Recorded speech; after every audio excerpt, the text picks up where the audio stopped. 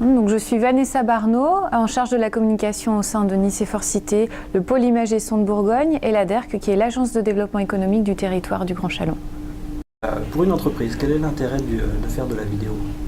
La vidéo, ça nous permet quand même de graver des instants sur les événements, les différents événements qu'on peut organiser, qu'ils soient institutionnels ou artistiques et culturels.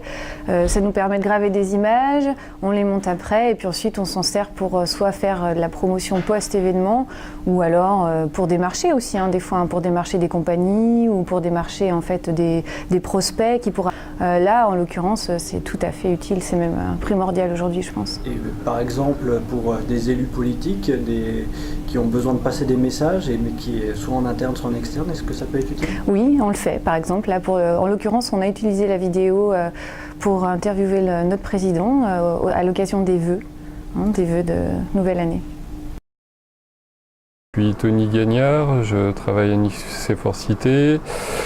Je m'occupe de tout ce qui concerne l'image fixe et en mouvement, c'est-à-dire je travaille dans la vidéo en tant que monteur, étalonneur.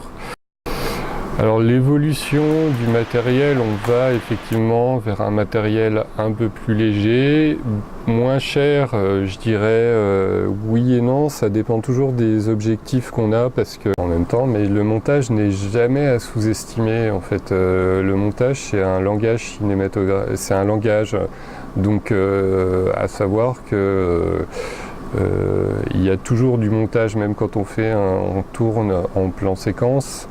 Il y a toujours un moment où un montage, on choisit un cadre, on choisit une façon de filmer. Il faut savoir par exemple ce qu'on met en arrière-plan ou ce qu'on met pas. En fait, donc ça fait partie d'options de travail qui sont importantes aussi.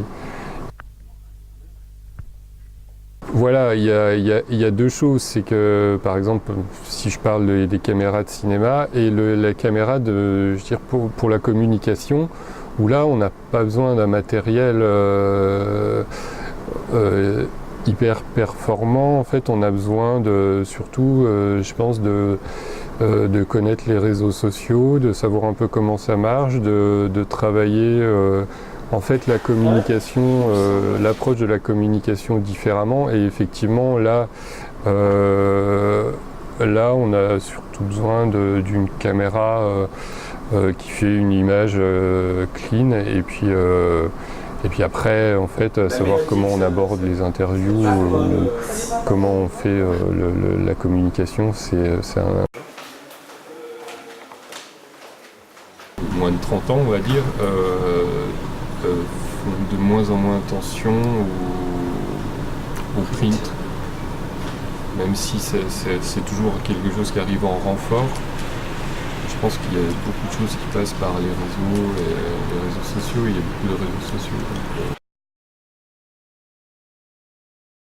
Est-ce que vous pouvez vous présenter s'il vous plaît ? Alors Alexandre Branchard, formateur à Nice Effort Cité et gérant de la société Média Concept. Alors, je crois qu'aujourd'hui, d'un point de vue communication, s'il y a bien un média à retenir qui est fédérateur, c'est effectivement Internet. Il y a de ça 10 ans, 15 ans, on utilisait la cassette VHS. Et quand on voulait diffuser un film à une entreprise ou à quelqu'un, on lui remettait une cassette VHS. On n'avait pas cette possibilité de créer une télévision personnelle ou intra-entreprise. Donc aujourd'hui, avec Internet, le début d'Internet, c'était l'image fixe, c'était le texte. Aujourd'hui, les débits permettent de passer de la vidéo. Et la vidéo, on a une richesse à travers l'audio et le visuel qu'il est tout à fait intéressant d'exploiter. Alors bien sûr, c'est-à-dire que si vous hébergez votre vidéo sur YouTube Dailymotion, que vous la reprenez sur Facebook, il y a effectivement ce phénomène de réseau, c'est-à-dire qu'il y a des gens qui vont arriver à votre vidéo que vous n'auriez pas forcément ciblé ou à qui vous n'auriez pas donné. C'est-à-dire que quand on dépose une vidéo sur Internet, elle devient accessible par tous. Alors, il ne faut peut-être pas hésiter à en faire un peu la promotion, mais il y a des gens qui vont voir votre programme et votre contenu qui ne sont pas des gens auxquels vous auriez pensé et qui peuvent y trouver un intérêt. Alors, cet aspect, effectivement, par rapport à la communication, effectivement, c'est disponible sur Internet. C'est-à-dire que c'est pas comme une chaîne classique où on va proposer éventuellement un replay, ça c'était déjà une avancée, où il fallait se tenir devant le programme au moment où il est diffusé. Là, aujourd'hui, il est accessible, enfin, il y a un libre accès. Je crois qu'il faut rougir de rien. On ne fait pas du cinéma, c'est-à-dire que c'est comme dans la vie, c'est du bon sens.